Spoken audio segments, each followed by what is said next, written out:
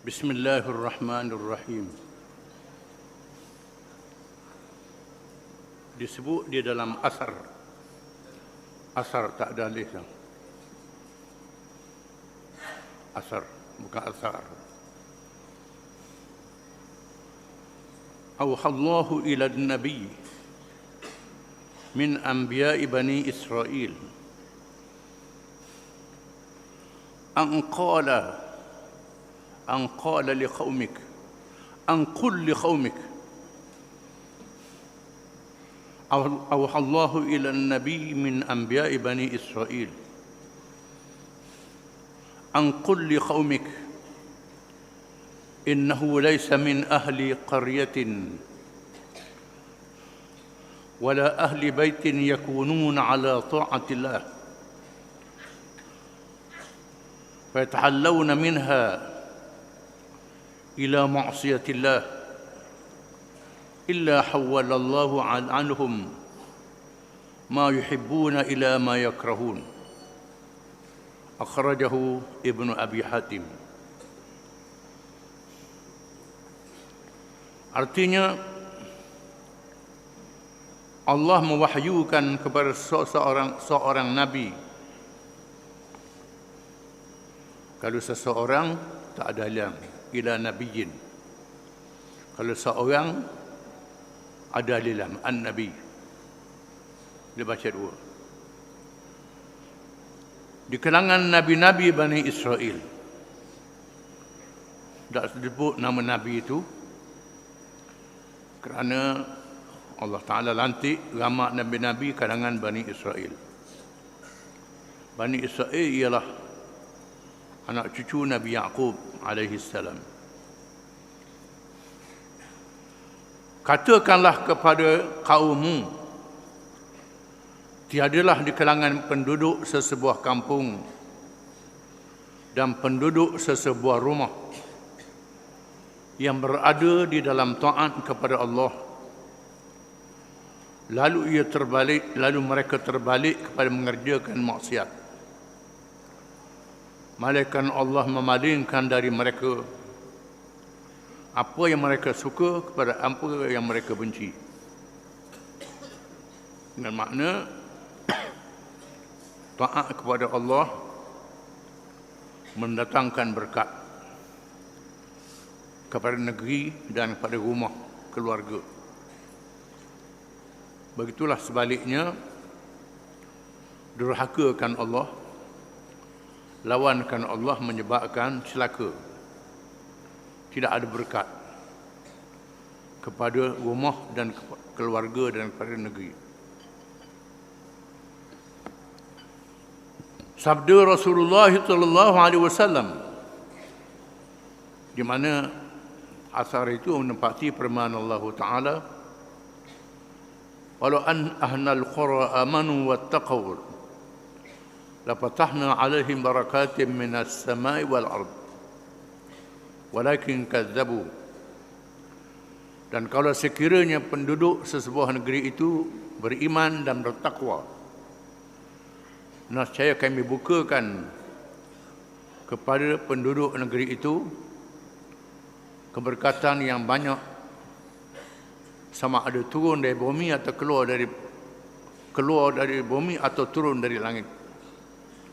Tetapi mereka mendustakan petunjuk Allah. Dengan makna bila negeri ataupun keluarga taat kepada Allah, Allah Ta'ala mengurniakan berkat. Lawan Allah menyebabkan tidak ada berkat.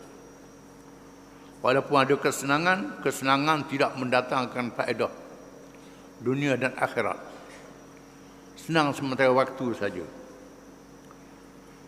Sabda Rasulullah sallallahu alaihi wasallam,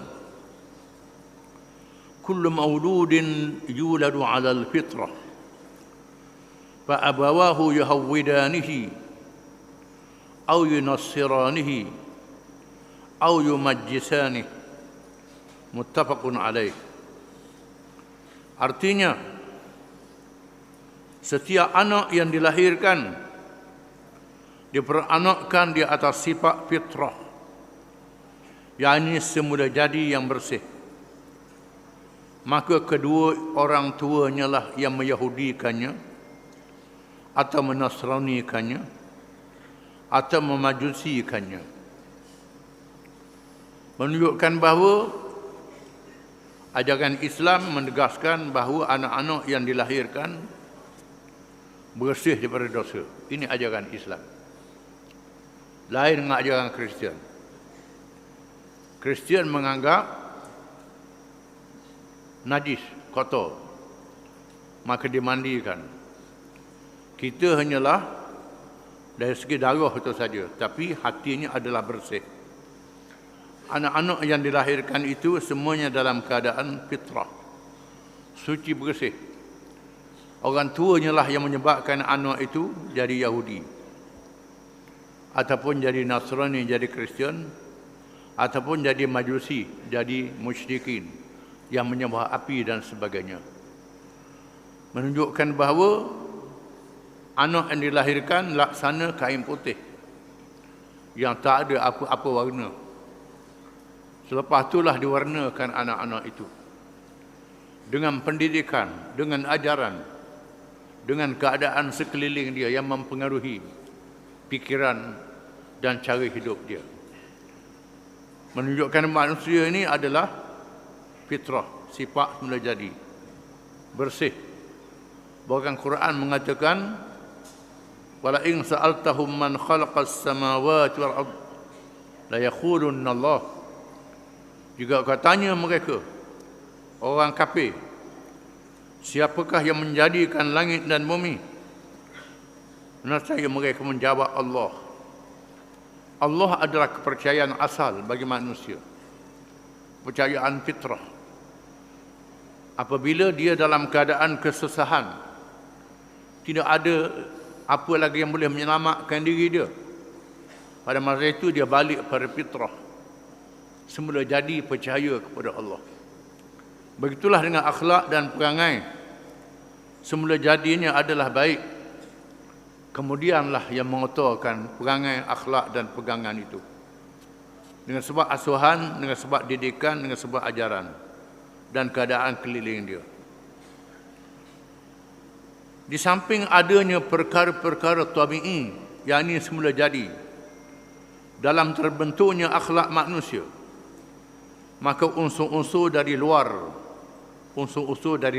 itu salah saja tu, bukan lam, bukan luar, memberi kesan yang sebenar sehingga terbentuk akhlak dan perkara tabi'i mungkin berubah dengan tarbiyah, dengan pendidikan yang menanamkan akidah, kepercayaan ke dalam hati, yang menjadi pemerintah pada seluruh jasad, seluruh tubuh manusia, di mana hati dan fikiran memerintah tubuh badan dia, sama ada buat baik ataupun buat jahat.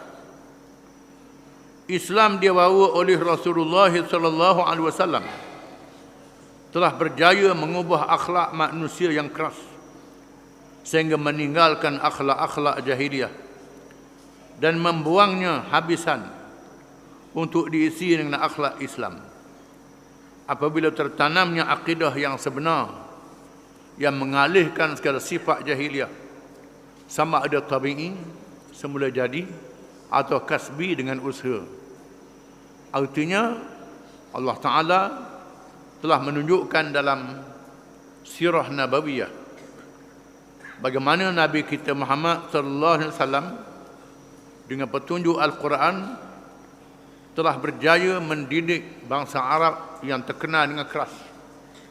Orang Arab yang hidup di padang pasir, yang tidak ada air dengan mudah, yang tidak ada makanan dengan mudah, menyebabkan mereka jadi keras, bengis, merompok, menyamun, membunuh di antara satu sama lain, sehingga sampai ke peringkat mengambuh anak perempuan hidup-hidup, kerana anak perempuan tidak ada guna untuk berperang, menyusahkan saja. Dibunuhnya anak perempuan itu kerana semangatnya nak berperang, nak merampok, nak menyamun. Itu jahatnya orang Arab. Mereka dalam keadaan buta huruf, tak tahu baca, tak tahu menulis. Allah Ta'ala mengutuskan Nabi akhir zaman Muhammad sallallahu alaihi wasallam yang juga tak tahu baca, tak tahu menulis macam mereka. Dia beri ilmu mukjizat Al-Quranul Karim. Dia baca Al-Quran itu. Hanya sedikit saja kalangan mereka yang tahu membaca. Tak ramai. Yang tahu membaca seperti Waraqah bin Naufal mengetahui ini adalah Rasulullah yang pernah diutuskan kepada umat-umat zaman dahulu. Dan dia beritahu kepada Nabi-Nabi zaman dahulu akan zahir Nabi akhir zaman yang menunjuk seluruh manusia, seluruh alam.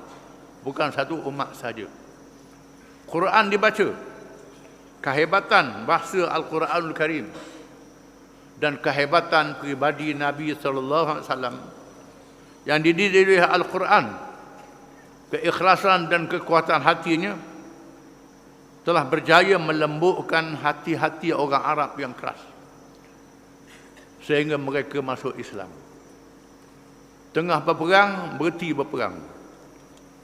Allah SWT menyatakan di dalam Al-Quran dengan firman-Nya, "Wadhkuru ni'matallahi 'alaikum id kuntum a'da'an fa'alafa baina qulubikum fa asbahtum bi ni'matihi ikhwana wa kuntum 'ala shafa hufratin minan nar fa anqadhakum minha kadzalika yubayyinu Allahu lakum ayatihi la'allakum tahtadun." Surah Al-Imran ayat 103. Artinya, dan ingatlah wahai orang Arab, orang yang beriman, termasuk yang kemudian ini perlu mengambil iktibar, akan nikmat Allah kepada kamu ketika kamu dahulu bermusuh-musuhan, maka Allah menjinakkan antara hati-hati kamu, lalu menjadilah kamu dengan nikmat-Nya sebagai orang-orang yang bersaudara, dan kamu telah berada di tepi jurang neraka, lalu Allah menyelamatkan kamu daripadanya. Demikianlah Allah menerangkan ayat-ayat-Nya kepada kamu agar kamu mendapat petunjuk.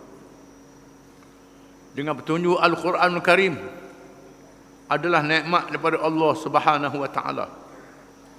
Orang-orang Arab yang bermusuh di masa jahiliyah menjadi umat yang bersatu di atas nama akidah, di atas nama Islam. Mendengar firman Allah Ta'ala, innamal mu'minuna ikhwah wa aslihu baina akhawaykum wattaqullaha la'allakum turhamun.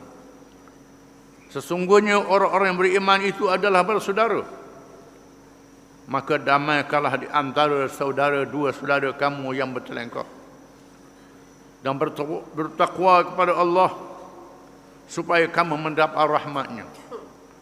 Dinyatakan persaudaraan itu, masalul mu'minina fi tawaddihim wa ta'atufihim wa tarahumihim kamathalil jasadil wahid idza ishtaka minhu 'udwan tada'a lahu sa'irul jasadi bis-sahri wal humma.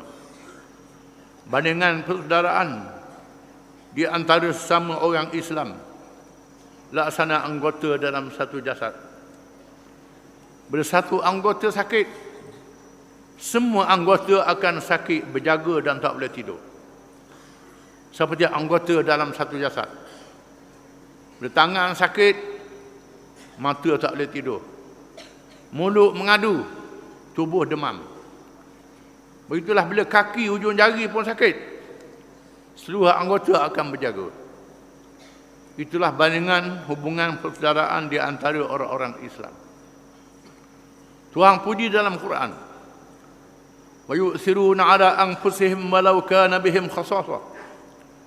Mereka meletakkan kepentingan saudara mereka lebih pada diri mereka, walaupun mereka dalam keadaan yang sangat berhajat.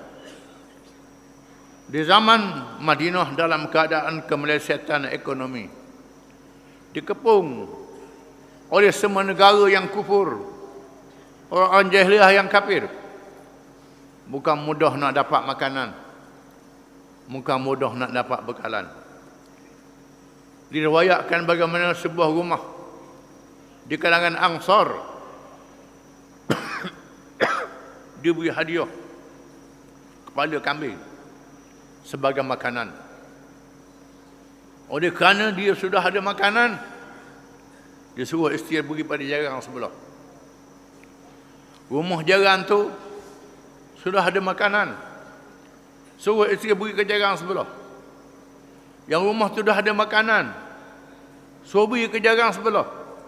Akhir balik kepada rumah yang pertama. Sebab begitu sekali hubungan persaudaraan di antara mereka.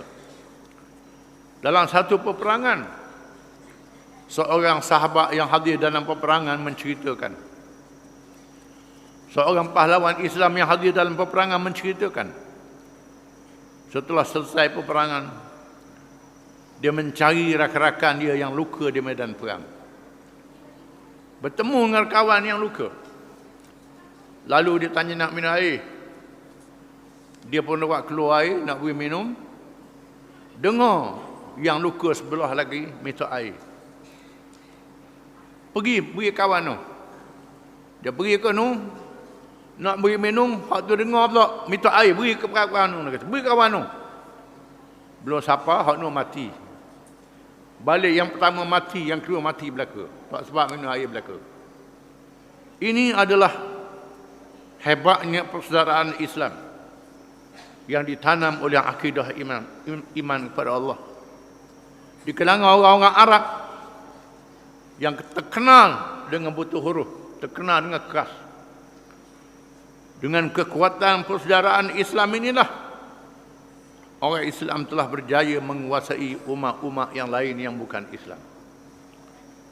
Bila Nabi berhijrah di Madinah, masa di Madinah itu orang Islam Muhajirin, Ansar beraus dan Khazraj.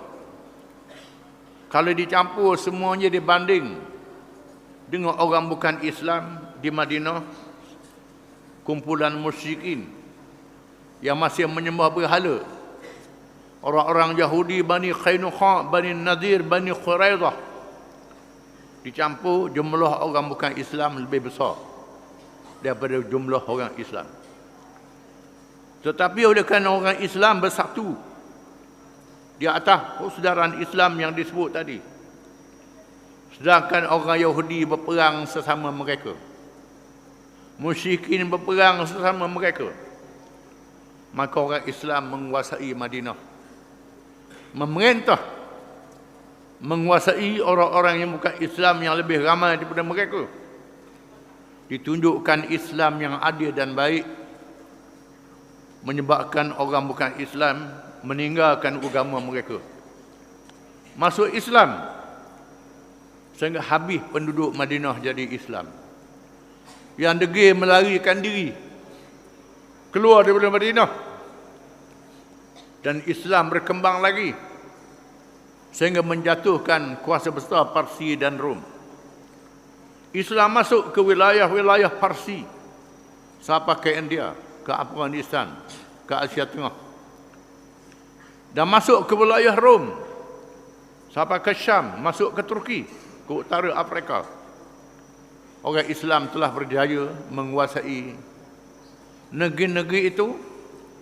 Pada awalnya penduduk-penduduk negeri itu masih kafir, macam-macam agama. Orang Iran agama Majusi, Afghanistan agama Buddha, macam-macam. Belah utara Afrika Kristian, Ortodok, Katolik, macam-macam mazhab, agama zaman dahulu Rom. Bila orang Islam masuk, mereka tengok baiknya Islam, menyebabkan mereka masuk Islam beramai-ramai. Islam menguasai negeri-negeri tersebut. Hari ini pula orang Islam kelahi sama sendiri, berlawang sama sendiri, berpecah antara satu sama lain, menyebabkan mereka menjadi lemah. Puncanya kerana meninggalkan asas ajaran Islam. Masing-masing kata mengaku Islam kuat doa lalu kuatnya, tapi kuat dalam perkara cabang, bukan dalam perkara asas. Kalau cabang berpecah lah, berbeza mazhab lah. Kalau asas mesti kita bersatu. Perkara cabang boleh berbeza, perkara asas tak boleh berbeza. Perkara asas seperti wajibnya 2 kalimah syahadah, wajibnya semayang, wajib puasa, wajib zakat, wajib haji, percaya pada malaikat, kitab, rasul, hari akhirat, qada dan qadar. Ini tidak ada khilaf. Ini perkara asas. Bila pergi pada cabang, duduk balah bab cabang, kunung ada tak ada, talqin ada tak ada, ratik ada tak ada. Ini benda-benda cabang duduk balah pasal ini. Dan berkelahi pada mazhab-mazhab. Mazhab-mazhab satu, bangsa-bangsa pula. Antara bangsa-bangsa dan puak-puak orang Islam. Berlawan di antara satu sama lain. Para Islam menyatukan Salmanul Farisi, Suhaib Rumi, Bilal Al-Habashi bersama dengan orang Islam, bersatu. Dan orang Islam silih berganti menguasai dunia. Tuhan beri amaran, wa in tatawallaw yastabdil qauman ghairakum thumma la yakunu amsalakum. Dan jika kamu orang-orang Arab berpaling kepada Islam, tak berjuang menegakkan Islam, Tuhan tukar kaum yang lain daripada kamu, dan mereka tidak seperti kamu. Bila orang Arab lemah dengan Islam, Allah Ta'ala tukar orang Kurdis. Salahuddin Al-Ayyubi yang memimpin Islam membebaskan Baitul Maqdis, orang Kurdis, bukan orang Arab. Bila orang Kurdis sudah lemah, muncul orang Turki yang menubuhkan kerajaan Osmaniyah, orang Turki. Bila Turki lemah, jatuh kerajaan Islam. Sekarang tunggu bangsa mana yang paling kuat berpegang dengan Islam. Bangsa itulah yang akan menguasai dunia Islam. Bangsa mana? Puak mana yang betul-betul balik pada Islam. Jadi di mana tempat kita berpijak, di situlah kita kena balik pada Islam. Bersatu dengan Islam. Siapa yang dulu balik ke Islam sungguh-sungguh, dia akan menjadi kuat. Bangsa memimpin dunia. Siapa yang tak balik pada Islam, walaupun dia Arab sekalipun, tak jadi apa. Dalam dunia hari ini, kita dapati pengakuan di kalangan pendidik dan pemimpin masyarakat, di mana keadaan sekeliling dan alak-alak sepadan am yang dibaca di buku-buku majalah dan akhbar. Begitu juga yang dilihat melalui penayangan filem memberi kesan pada akhlak. Bukan saja menjadi jahat, tapi juga menjadi kufur. Wallahu a'lam.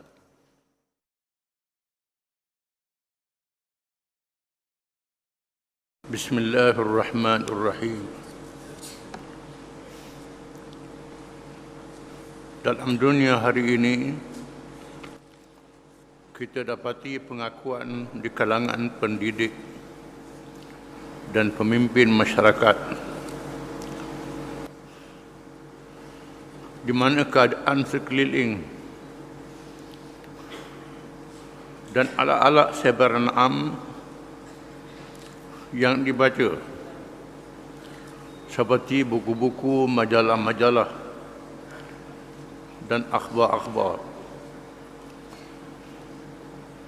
Begitu juga yang dilihat melalui penayangan filem-filem memberi kesan kepada akhlak. Bukan sahaja menjadi jahat,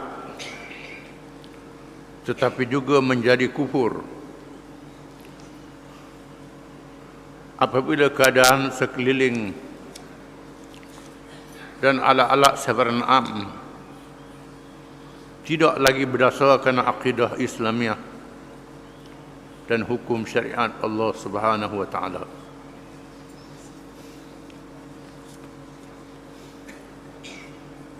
Bahkan perkara ini disebut dalam hadis-hadis Nabi SAW yang menjadi sebahagian daripada tanda kenabian dan kerasulannya. Di antaranya ialah hadis melalui kisah mimpi yang panjang yang disebut oleh Imam Nawawi dalam Riyadhus Shalihin. Di antara yang disebut dalam hadis itu ialah bahawa Rasulullah SAW dibawa melawat ke neraka, menyaksikan ahli-ahli neraka yang diseksa dengan sebab berbagai-bagai dosa yang dilakukan dalam kehidupan dunia ini. Hadisnya panjang. Di antara yang disebut ialah ada orang yang disangkut hidungnya, pipinya, sehingga sembuh ke belakang dengan penyakut besi, diseksa dalam neraka. Disangkut hidung, mata, tembus sampai ke belakang, di samping, dibakar dalam api neraka.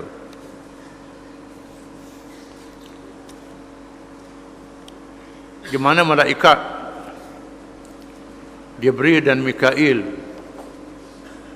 yang membawa Nabi dalam lawatan alam barzakh ataupun menayangkan alam akhirat itu,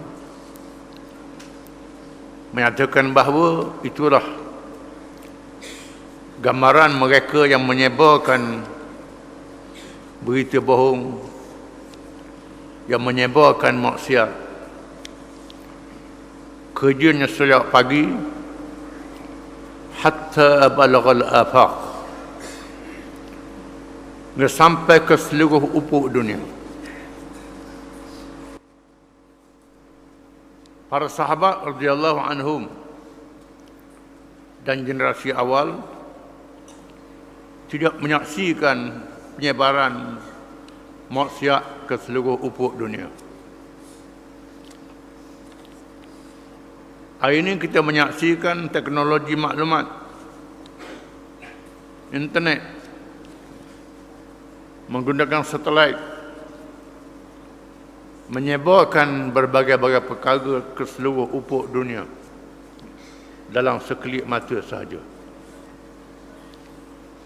Itu disebut dalam hadis. Macam perkara lain juga,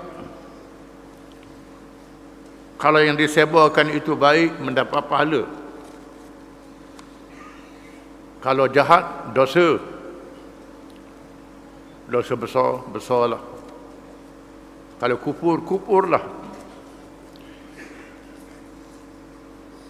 Dan disebut dalam hadis yang lain, man sanna sunnatan hasanatan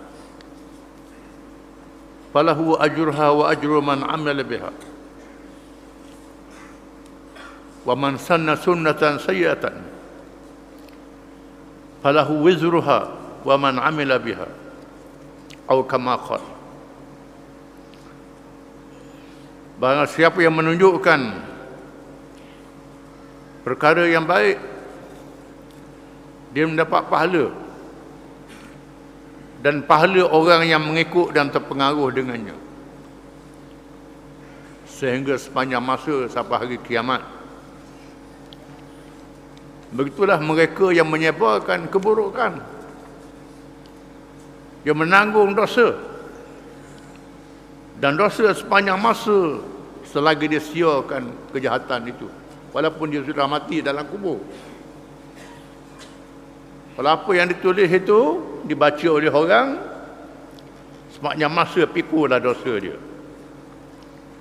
Kalau apa yang ditulis dan dicakapkan itu baik, boleh pahala sepanjang masa. Ini padah dan akibat menyebarkan maklumat, khusus dalam mendidik masyarakat, mengajar masyarakat. Sebagaimana disebut dalam hadis,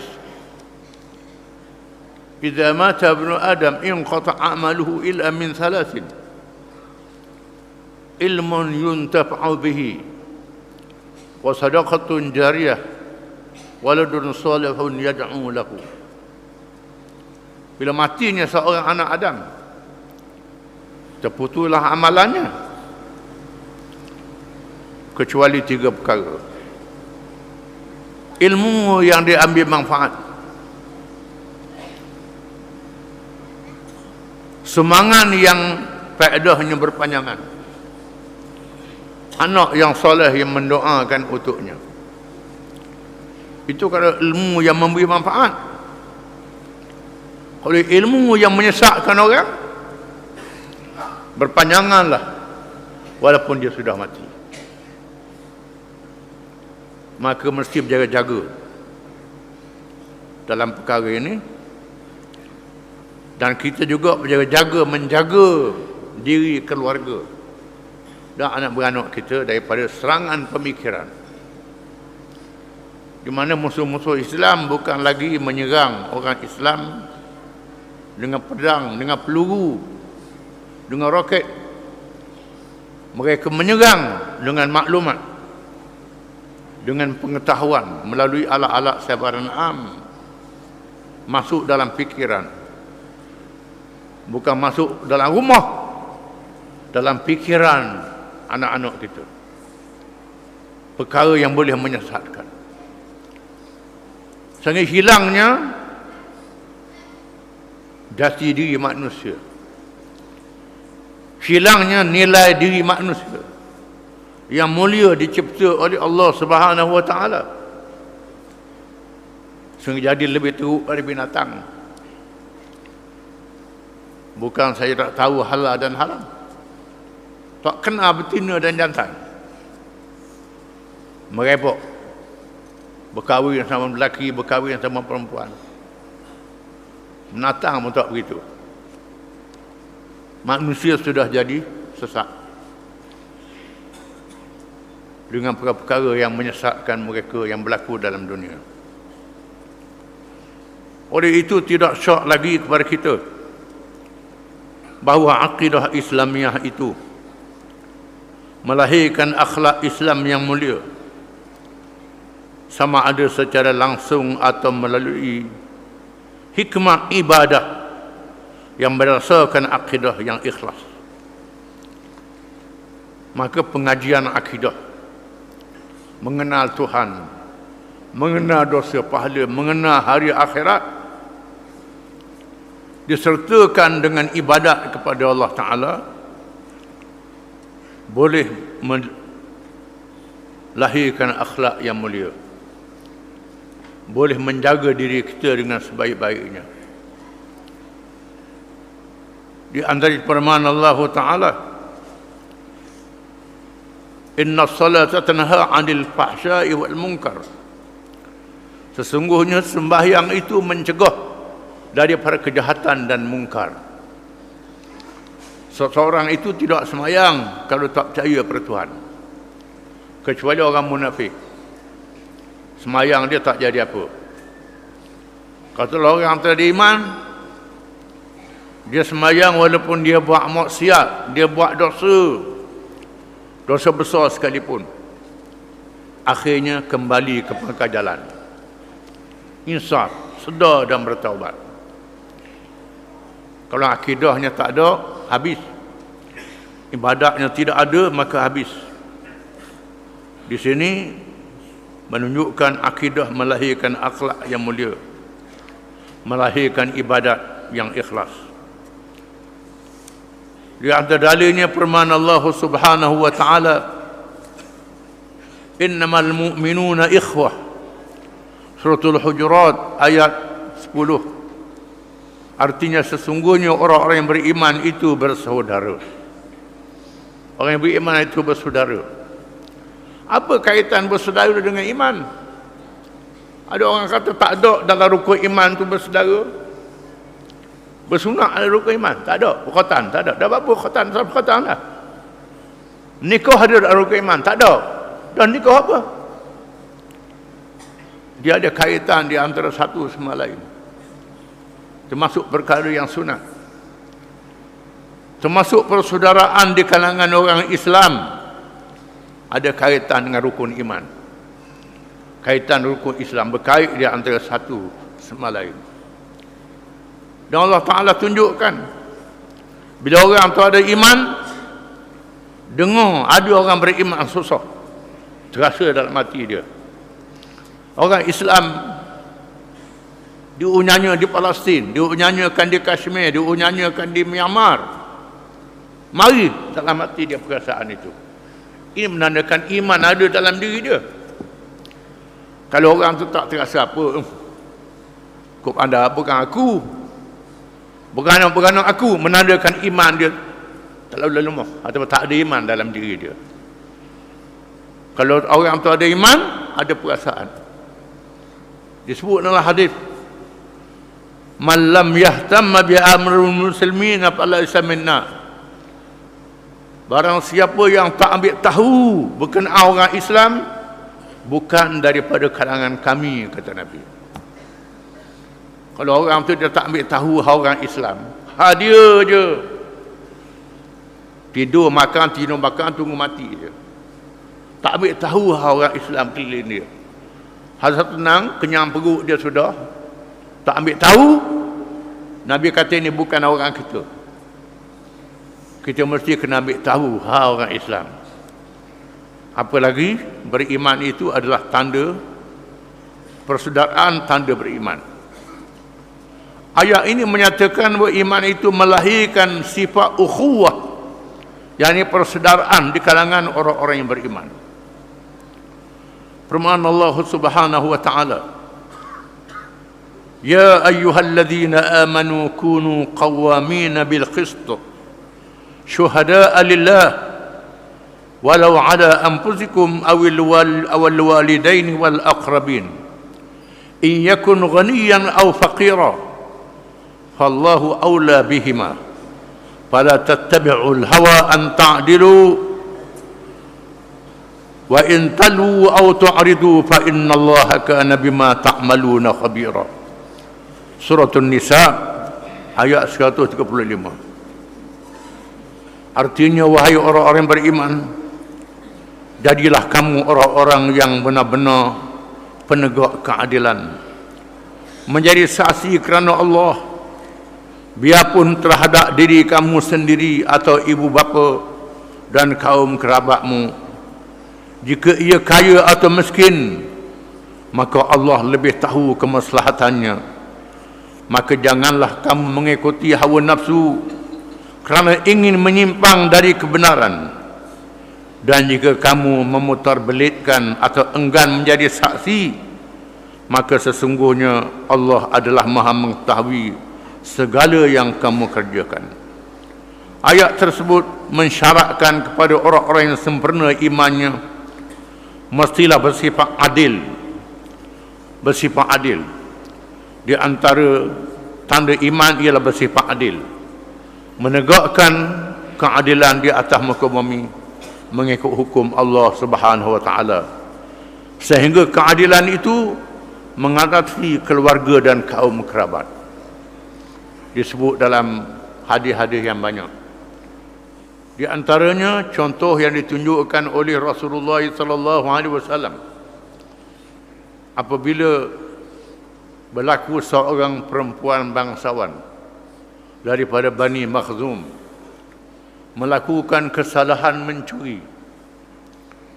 Dia seorang perempuan bangsawan, perempuan yang kaya, perempuan yang senang, bangsawan, tiba-tiba mencuri cukup nisab, maka dijatuhkan hukuman had ataupun hudud, dipotong tangannya. Maka berkumpullah kalangan orang-orang bangsawan Quraisy di kalangan sahabat Nabi radhiyallahu anhum yang ada sifat-sifat kelemahan dalam imannya. Perempuan ni seorang bangsawan, tak pernah sabar kerana jenayah mencuri, dipotong tangannya. Lalu mereka membuat keputusan meminta syafaat kepada Nabi sallallahu alaihi wasallam supaya diringankan atau dibebaskan, diringankan hukuman. Mereka tak berani jumpa sendiri. Akhirnya mereka berfikir untuk menggunakan Usamah bin Zaid radhiyallahu anhuma,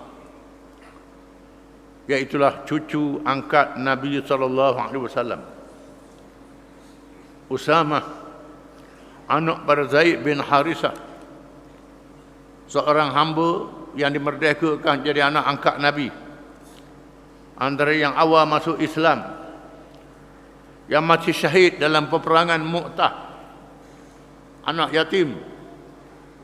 Nabi sayang pada cucu angkat ini, sehingga disebut dalam hadis kadang-kadang Nabi gendong naik unta sekali dengan Nabi. Mereka fikir minta tolong Usamah. Usamah yang sudah baligh, sudah muda, sudah berakal, diminta supaya menyampaikan kepada Rasulullah sallallahu alaihi wasallam supaya diringankan hukuman terhadap perempuan bangsawan Bani Makhzum yang mencuri itu. Bila Usamah menyampaikan perkara itu, tiba-tiba berubah wajah Nabi SAW dan bersabda, "Atashfa' fi haddin min hududillah?" Adakah kau minta syafaat dalam perkara had yang telah ditetapkan oleh Allah?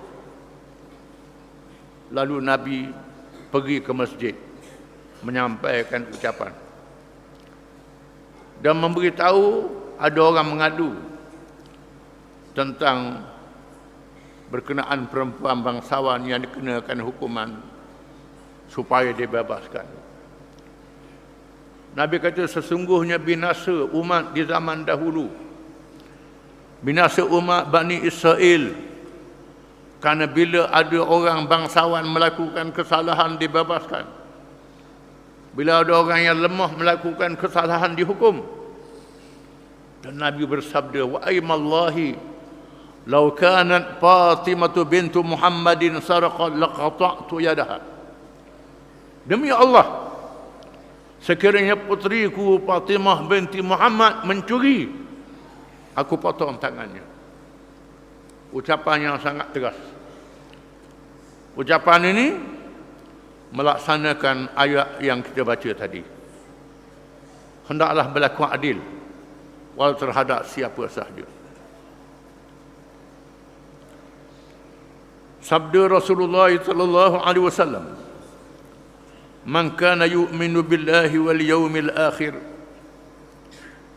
falyaqul khairan aw liyasmut. Wa man kana yu'minu billahi wal yawmil akhir falyukrim jarah. Wa man kana yu'minu billahi wal yawmil akhir falyukrim dhaifah." Rawahul Bukhari wa Muslim. Hadis riwayat Bukhari dan Muslim. Di sisi ahli sunnah wal jamaah, riwayat Bukhari dan Muslim ini yang paling sahih selepas Al-Quran Al-Karim. Yang sahih.